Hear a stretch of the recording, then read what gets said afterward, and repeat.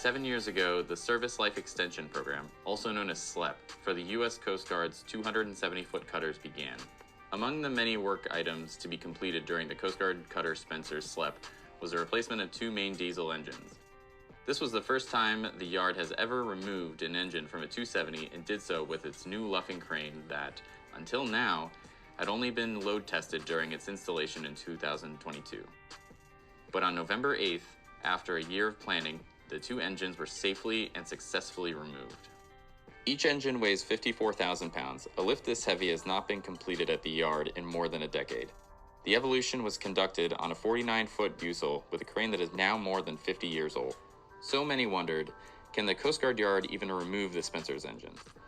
A main concern was how to keep the engines intact during the removal and future installation, and how to minimize exposure.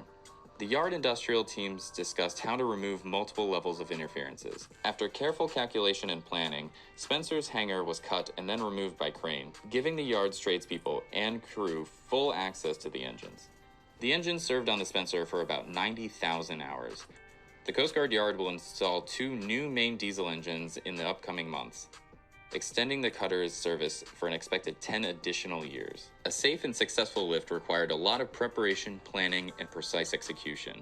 This achievement marks a key milestone in the history for the Coast Guard and the Coast Guard's sole shipyard. This successful evolution highlights the achievement of a mission support team and its trust in the capabilities of the Coast Guard Yard workforce.